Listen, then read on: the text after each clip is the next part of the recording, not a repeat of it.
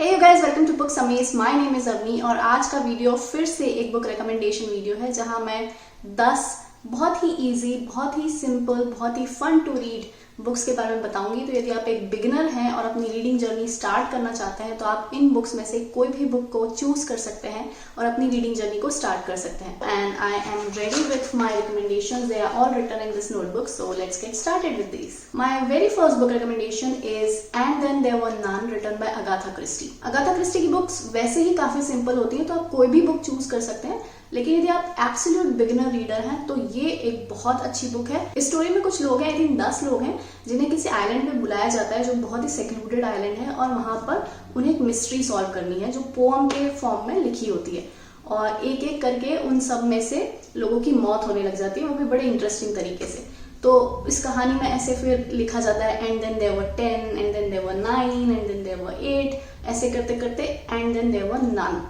तो बड़ी ही interesting story है, मैं आपको आगे नहीं बताऊंगी, लेकिन डेफिनेटली यदि आप एक बिगिनर हैं और मिस्ट्री बुक्स पढ़ना चाहते हैं तो आप इस बुक से शुरुआत कर सकते हैं। My next recommendation is diary of a Wimpy kid in the Wimpy kid series. ये पूरी एक सीरीज है जो कि एक बच्चों के लिए लिखी गई नॉवेल है, जिसमें एक बच्चा है जो बहुत सारी हरकतें करता है, बहुत सारी मस्ती करता है, बहुत सारे एडवेंचर्स होते रहते हैं उसकी लाइफ में, और बहुत ही विटी और सरकास्टिक मैनर में ये बुक लिखी गई है। इसमें इलस्ट्रेशंस हैं, इसमें ग्राफिक बड़े बड़े पिक्चर्स हैं, और फॉन्ट्स भी जो हैं वो बड़े ही कॉमिकल तरीके से लिखे गए हैं। So it's not only for beginner readers but it can also be a very good read for children as well if you want your kids to start their own reading journey. और इस series में आप कोई भी book उठा सकते हो, इसलिए मैं कोई पर्टिकुलर बुक के बारे में नहीं बता रही हूँ। Although the stories are somehow linked, लेकिन कैरेक्टर्स ऑलमोस्ट सारे सेम होते हैं। जो मेन कैरेक्टर है, उसके जो दोस्त हैं, उसके जो पेरेंट्स हैं, they are almost same in all the book, और बहुत ही छोटी छोटी सी बुक्स होती हैं, तो आप कोई भी बुक इस सीरीज में से उठा सकते हो। मैंने आई थिंक 2 या 3 किताबें इस सीरीज में से पढ़ी हैं और सारी बहुत ही ज्यादा फनी है, so definitely check out for this one. My next recommendation is the Shiva trilogy series written by Amish Tripathi and especially its first book which is The Immortals of Meluha. I'm sure आप में से काफी लोगों ने already ये book पढ़ ली होगी, at least इस बुक के बारे में जानते तो होंगे ही, लेकिन ये बुक स्पेशल इसलिए क्योंकि this was sort of a pioneer in this whole Indian mythology league. इस बुक से ही इस चीज की शुरुआत हुई थी, और ये जो लीग है, ये जो जॉनरा है, ये बहुत ज्यादा फेमस हुआ था, और अब तो खैर इस जॉनरा में बहुत ज्यादा बुक्स आ गई हैं, but still this is a very popular genre in Indian books. तो इस बुक में लॉर्ड शिवा को बहुत ही ह्यूमेन लेवल पर लिखा गया है। उनसे रिलेटेड जितने भी सारे कैरेक्टर्स हैं उन सबको बहुत ही ह्यूमनाइज करके बताया गया है। जो चंद्रवंशी सूर्यवंशी डायनेस्टी है वो बहुत ज़्यादा इंटरेस्टिंग है पढ़ने में, और आई थिंक सेकेंड बुक उतनी ज़्यादा इंटरेस्टिंग नहीं थी, थर्ड तो बिल्कुल भी मुझे उतनी इंटरेस्टिंग नहीं लगी थी, पर जो फर्स्ट बुक है वो बहुत ज़्यादा इंटरेस्टिंग थी। May be more so because ये बुक हमें इंट्रोड्यूस करती है इस पूरे वर्ल्ड से, अमीश त्रिपाठी के वर्ल्ड से, and I personally adore him also a lot as a human being. मैंने उनके बहुत सारे इंटरव्यूज देखे हैं। रिसेंटली मैंने उनका नीलेश मिश्रा के साथ एक स्लो इंटरव्यू देखा था जो मुझे बहुत ज़्यादा अच्छा लगा था। But talking about books, this is a very good book if you want to read books related to Indian mythology, if you want to start your reading journey, and if you're interested in this whole genre, you should definitely check out this book first. And talking about Indian books, my next recommendation is One Imperfect Family Reunion, written by author Anubhav Dwivedi. This was a review copy that I recently got to read and I really liked it a lot. In fact, this video is also sponsored by the author.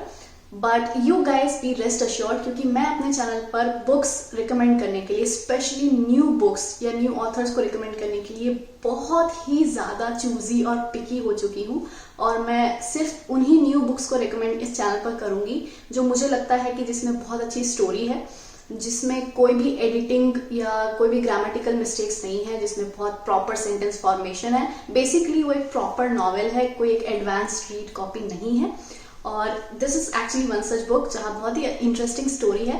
इस story के अंदर story चलती है, जो कि एक point पे मुझे लग रहा था कि शायद ये उतनी इंटरेस्टिंग ना हो, लेकिन जैसे ही मैं 3rd 4th चैप्टर तक पहुंची ये स्टोरी बहुत ज्यादा इंटरेस्टिंग हो गई थी। तो ये स्टोरी शुरू होती है एक लड़की से जिसका नाम है आस्था, जो एक राइटर है, जो एक स्टोरी लिख रही है जिसका नाम है वन परफेक्ट फैमिली रियूनियन, और उस स्टोरी का मेन कैरेक्टर है विवेक अग्निहोत्री, जिसकी पूरी लाइफ के बारे में हम पढ़ते हैं। और उसकी स्टोरी में एक कैरेक्टर आती है नंदिनी, जो कि एक राइटर है और वो एक स्टोरी विवेक को सुनाती है, तो वो स्टोरी भी चलती जाती है। आफ्टर सर्टन पॉइंट आप ये फिगर आउट कर लेते हैं कि शायद ये सारी स्टोरीज रिलेटेड हैं आपस में, पर कैसे, तो आप थ्रू आउट द बुक को फिगर आउट करते रहते हैं। और जब वो रिवीलेशन होता है, oh my god, I don't want to reveal it, but definitely check out this story. और यदि आपको इंडियन बैकग्राउंड पे स्टोरीज पढ़ना पसंद है तो ये बहुत ही अच्छी स्टोरी है, काफी सिंपल राइटिंग स्टाइल है।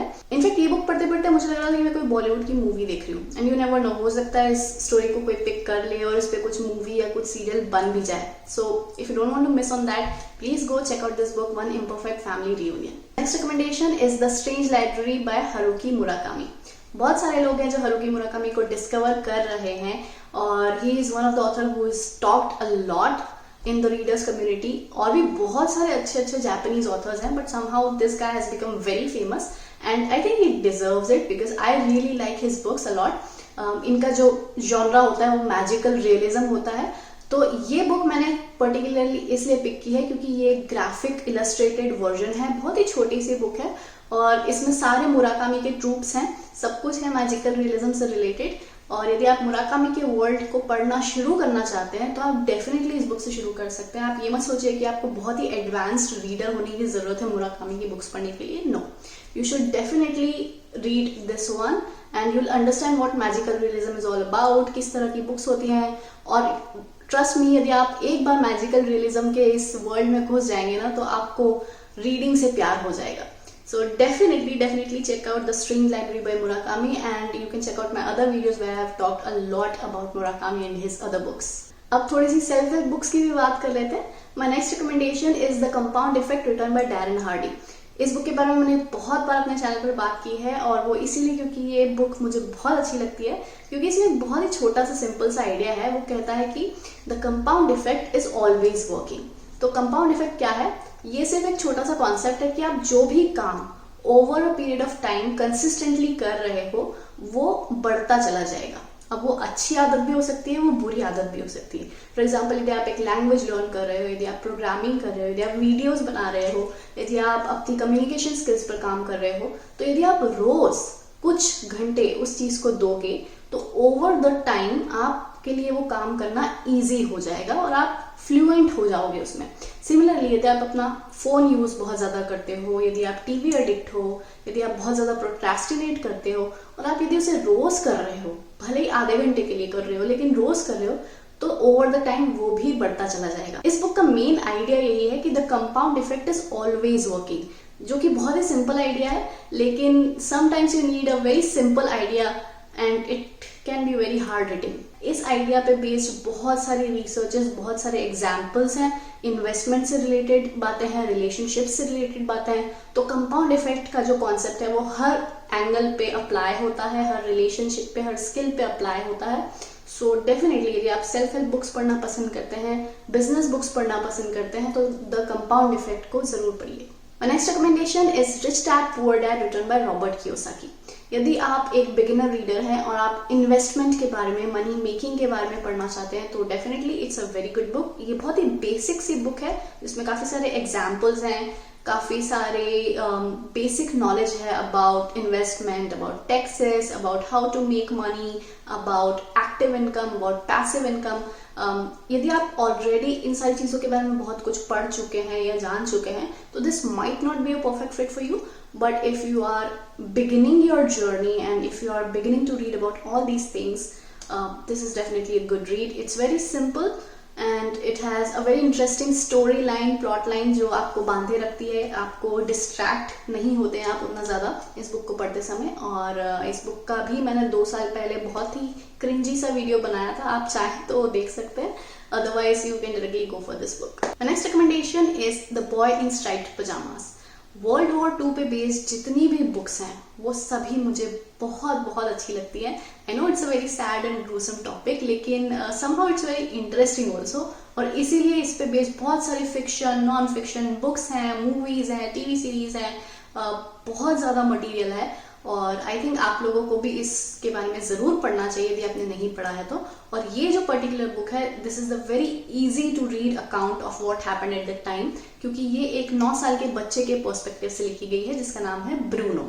तो ब्रूनो अपनी फैमिली के साथ ऑशविट्स नाम की एक जगह पे रहता है जहाँ पे एक्चुअली कॉन्सेंट्रेशन कैंप्स बनाए गए थे, और उसकी नज़रिए से ये पूरा नॉवेल है, जो कि बहुत ही फन टू रीड भी लगता है, क्योंकि obviously it's from a child's perspective. तो आपको एक्चुअली बहुत टाइम के बाद जाके समझ में आता है that it's a very horrifying plot. बहुत ही ज्यादा इजी लैंग्वेज है, और ये बुक पढ़ने के बाद आप मेरी favourite book diary of a young girl भी पढ़ सकते हैं, लेकिन उसकी लैंग्वेज उतनी ईजी नहीं है यदि आप एक एब्सोल्युटली बिगिनर रीडर है तो। That's why I am recommending you the boy in striped pyjamas. My next recommendation is from a genre that I personally don't enjoy that much, but this was an exception, and the book is The 40 Rules of Love, written by Elif Shafak.